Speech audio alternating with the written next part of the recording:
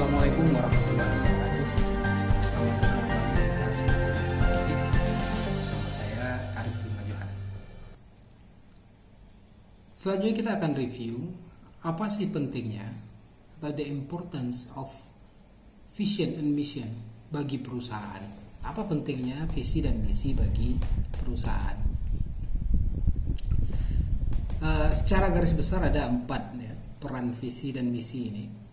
Yang pertama yang disampaikan oleh Fred R. David di dalam bukunya, yaitu to make sure all employers or managers understand the firm purpose or reason for being.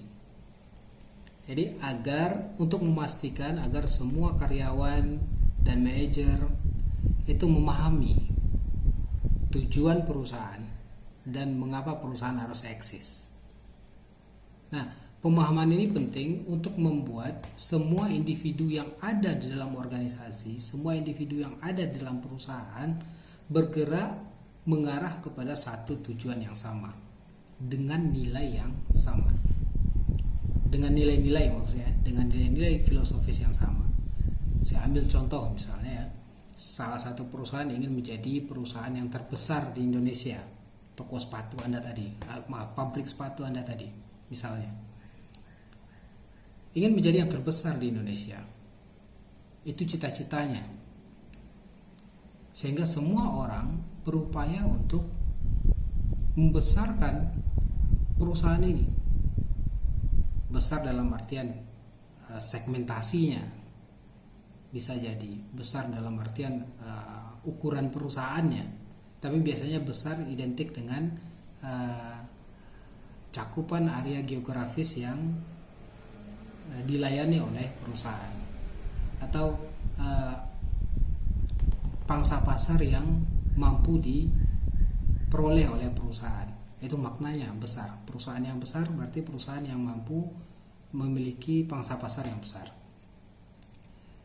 Kemudian memahami reason of being tadi, yaitu misinya menyediakan sepatu yang berkualitas dan fashionable, sehingga setiap karyawan di dalam perusahaan berupaya untuk memberikan nilai tambah kualitas, selalu berupaya untuk membuat sepatu yang berkualitas, melakukan proses-proses yang berkualitas. Nah, ini menjadi komitmen bahwa setiap aktivitas yang dilakukan di dalam perusahaan tadi adalah aktivitas yang akan memberikan kualitas bagi sepatu dan bagi perusahaan. Itu yang pertama. Yang kedua, visi dan misi merupakan basis ya, di mana merupakan dasar yang digunakan ketika kita memfilter atau mengeliminasi faktor-faktor lingkungan bisnis yang kita anggap relevan. Kalau misalnya tadi tujuannya ingin menjadi perusahaan terbesar, memiliki pangsa pasar yang besar. Kalau begitu, perusahaan kita harus memperhatikan faktor demografi, yaitu kelompok konsumen mana yang kira-kira akan memberikan dampak besar terhadap pertumbuhan pangsa pasar kita. Sehingga ketika menganalisa faktor eksternal, maka analisis demografi menjadi sesuatu yang kita anggap penting. Faktor sosial mungkin penting, tapi karena visi kita adalah ingin menjadi perusahaan yang besar, maka faktor demografi kita anggap lebih penting. Nah, ini yang dimaksud. Jadi visi dan misi menjadi basis di mana kita memprioritaskan faktor-faktor yang ada di luar sana yang kita anggap relevan dengan visi dan misi kita. Yang ketiga, visi dan misi menjadi dasar atau menjadi basis untuk mengalokasikan sumber daya. Karena tujuannya sudah jelas, sehingga prioritas sumber daya yang dimiliki harus diarahkan kepada tujuan yang tadi. Karena kita ingin menjadi perusahaan yang besar, maka kita harus memberikan sumber daya yang lebih kepada upaya-upaya marketing, kepada upaya-upaya distribusi. Kita harus berupaya untuk memberikan sumber daya yang proporsinya lebih besar kepada kegiatan-kegiatan yang membuat kita menjadi lebih besar dalam pangsa pasar. Seperti itu kira-kira. Dan yang keempat, visi dan misi menjadi basis untuk mengorganize pekerjaannya. Ingat fungsi manajemen ya, ada planning, organizing. Mengorganize berarti mendesain pekerjaan. Sehingga dalam mendesain pekerjaan kita akan mengacu kepada visi tadi. Karena visi kita ingin besar, maka kita melakukan pekerjaan-pekerjaan yang membuat kita menjadi besar. Apa yang membuat kita menjadi besar? Kalau begitu kita harus memproduksi dengan skala ekonomis yang besar. Kita harus produksi dalam kuantitas yang banyak. Kita harus, karena kita juga punya misi berkualitas, maka setiap proses yang dilalui haruslah proses yang memberikan nilai tambah kualitas terhadap perusahaan. Nah, sehingga visi dan misi tadi sangat penting untuk dijadikan dasar dalam mendesain pekerjaan, dalam mendesain struktur. Kalau ingin besar artinya apa? Struktur distribusi kita harus mencakup semua wilayah-wilayah vital di Indonesia. Begitu juga untuk mendesain aktivitas-aktivitas kita di dalam perusahaan. Nah, itu pentingnya visi dan misi. Karena pentingnya visi dan misi tadi, maka kita harus tahu seperti apa kriteria visi dan misi yang baik itu.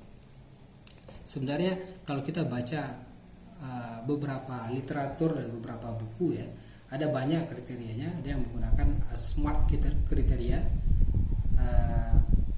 tapi saya lebih sepakat SMART kriteria ini nanti akan saya diskusikan lebih lanjut pada pembahasan long term objective. Saya lebih sepakat SMART itu digunakan untuk sebagai kriteria untuk menyusun long term objektif yang baik. Nah, saya ingin membuat sebuah dari bacaan yang saya telah, kira-kira ada 2 kriteria visi dan misi yang baik itu. Yang pertama itu adalah clear, jelas, clear vision and mission. Yang kedua share vision and mission. Clear maksudnya tujuan dan nilai-nilai kita dapat dengan jelas difahami dan dimengerti. Jadi statement tadi haruslah statement yang tidak ambigu. Haruslah statement yang tidak memberikan makna ganda. Jadi kalau dia tujuan, maka jelas kelihatan kira-kira 20 tahun lagi atau 10 tahun lagi kita akan menjadi seperti apa. Dengan jelas itu bisa diterangkan dalam 1 atau 2 kalimat saja. Itu visi. Dan kemudian nilai-nilai apa yang menjadi tujuan kita atau menjadi dasar atau the reason of being kita. Kualitas, fashionable, itu jelas. Tidak ada ambigu pada kalimat-kalimat tadi. Nah, itu yang dimaksud dengan jelas. Sehingga semua orang di dalam organisasi dapat memahaminya dengan satu makna yang sama. Nah, kalau saya ingin review ya, kalau Anda lihat di visi UNAN itu ada penjelasan visi. Apa yang dimaksud dengan bermartabat, apa yang dimaksud dengan terkemuka. Anda juga bisa lihat di visinya salah satu yang memberikan penjelasan ya, ada visinya kalau di kita ada Bank Nagari. Ada visinya untuk menjadi bank pembangunan daerah terkemuka dan terpercaya di Indonesia. Dijelaskan di sana yang dimaksud dengan terkemuka dalam artian terkenal. Nah, itu makna yang mereka buat mengenai visi mereka. Dan terpercaya artinya memberi makna bahwa bank telah menerapkan prinsip-prinsip manajemen perusahaan yang baik, memberikan layanan yang memuaskan dan mematuhi peraturan dengan jujur.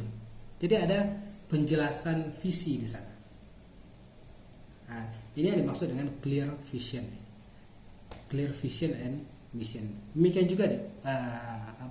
Demikian juga dengan misi ya. Jadi harus jelas. Yang kedua share. Share di sini adalah dia dapat difahami dan diyakini oleh semua orang yang ada di dalam organisasi. Jadi dia menjadi visi dan misi bersama. Itu makna dari share vision and mission. Dia menjadi visi dan misi bersama. Nah, ini sangat penting untuk membangun komitmen dan motivasi dari karyawan dalam bekerja untuk mencapai visi dan misi tadi.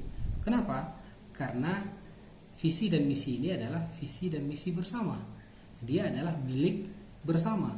Bukan hanya milik eksekutif, bukan hanya milik pemegang saham, bukan hanya milik CEO, tapi dia adalah milik semua individu yang ada di dalam organisasi. Ini yang dimaksud dengan shared vision.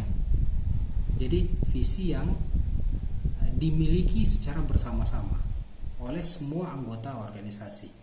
Nah, ini adalah kriteria visi yang baik. Visi bisa saja memiliki statement yang bagus, redaksional yang bagus, retorika yang menarik, tapi kalau dia tidak share atau tidak dimiliki bersama-sama oleh semua anggota, percuma saja. Unan memiliki visi yang sangat bagus, terkemuka dan bermartabat, tapi kalau itu tidak dijiwai oleh semua sivitas akademika, nonsense. Kira-kira seperti itu. Jadi melihat visi yang baik tidak cukup melihat visi dan misi yang baik tidak cukup melihat ke statementnya saja, tapi apakah visi dan misi itu telah diyakini dengan komitmen yang tinggi oleh semua anggota organisasi. Kira-kira seperti itu penjelasan mengenai visi dan misi perusahaan. Terima kasih.